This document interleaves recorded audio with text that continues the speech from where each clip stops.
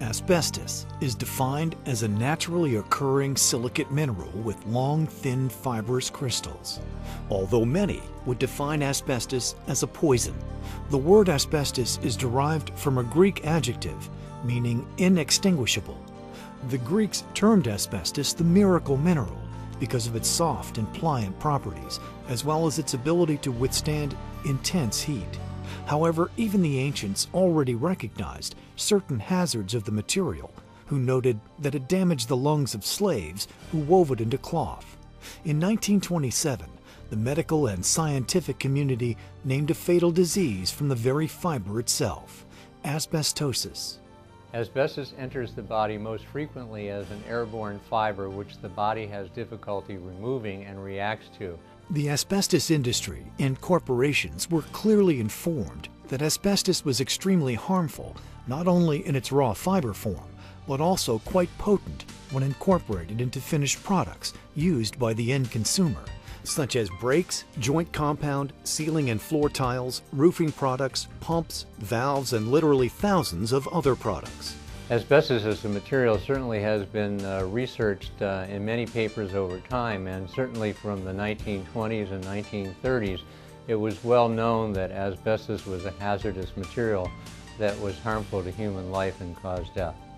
In spite of its well-known health risks, asbestos became increasingly popular among manufacturers, and it became incorporated into literally thousands of products without warnings of its hazards, because it was cheaper than alternative asbestos-free materials.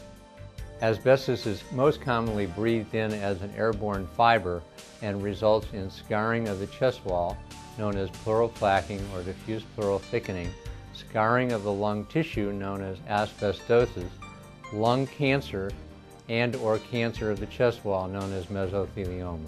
The most significant and deadliest of these diseases is mesothelioma.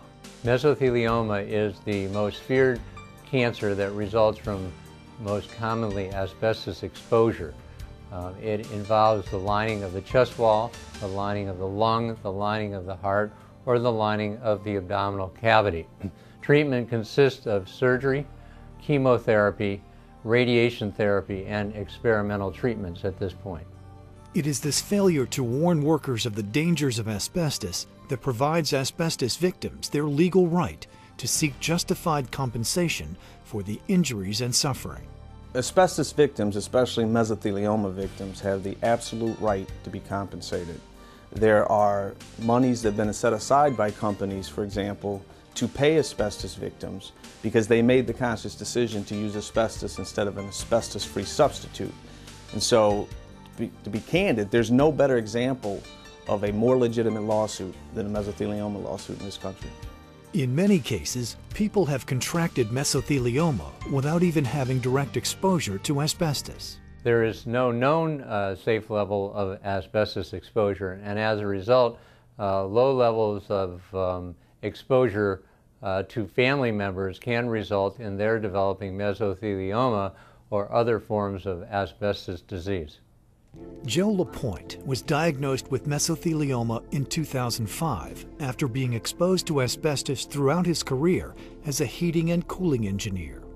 We worked on boilers which were covered with asbestos, and through the time of my career, that was basically almost every day. There wasn't a day that we were not called on some of these boilers that had coverage with asbestos. Since 1960, when it was universally accepted that mesothelioma is caused by asbestos exposure, there has been much progress within the medical community in the treatment of this deadly disease, but not without extreme consequences to the victims. In August of 2005, my right lung was removed because of cancer. The heart sac was removed as well, and 2 ribs were removed, and the diaphragm, which was replaced by Gore-Tex. The physical, emotional, and psychological impact that mesothelioma has on its victims cannot be overstated. Anything that requires energy has been taken away from me, and I no longer can do what I used to do. My wife and I used to love dancing. Can't do that anymore. In addition to dealing with the devastation of a mesothelioma diagnosis, the victim and family must also make the time-sensitive decision of contacting a law firm, such as the Deaton Law Firm, which handles asbestos cases nationwide, to pursue the remedies available. It's important for a mesothelioma victim to contact an attorney as soon as possible after diagnosis, because it places the attorney in the best possible position to get the results that he or she can get, to allow get compensation for funding for the most recent clinical trials, medication, prescriptions.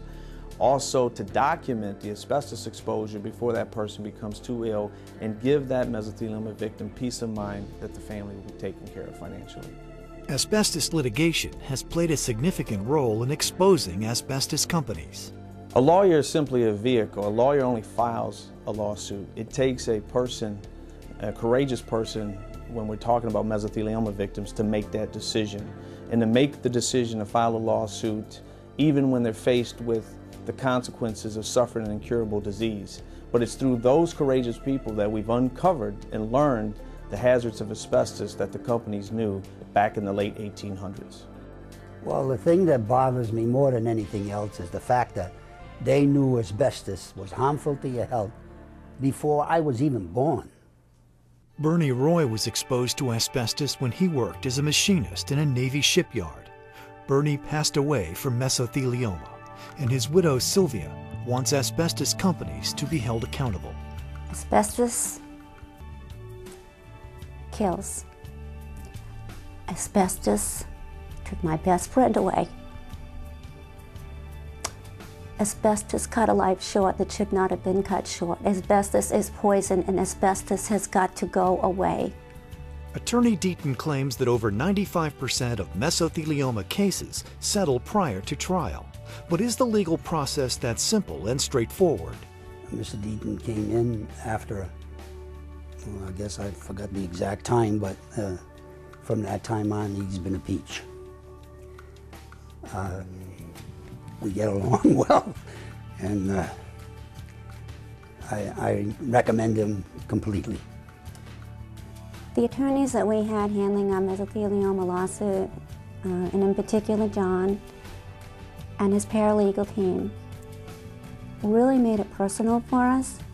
I feel that they weren't just lawyers anymore, and even now, to this day, they were a real part of my life, and it's what they did for me and what they did for Bernie is something I'll never forget. If you suffer from lung cancer, you're not going to go to a foot doctor. So if you have an asbestos lawsuit, you don't go to an attorney without the experience. And that decision is as critical sometimes as choosing the right doctor. Both Sylvia and Joe want to raise public awareness for asbestos exposure and this potentially deadly disease. I want people to know that if they've been involved in asbestos in any way, that they should have some sort of checkup. Definitely the one thing in my mind that shows up is a PET scan. Reaching out to other people through the help of John's law firm and his paralegals helps me because I'm helping them. It's an opportunity for me to share my story. It's an opportunity for me to listen to other people's pain. It's an opportunity for me to give other people hope. It's also a chance for me to feel that Bernie's dying just was not in vain, that he made a difference. To learn more, contact Deaton Law Firm today or visit DeatonLawFirm.com.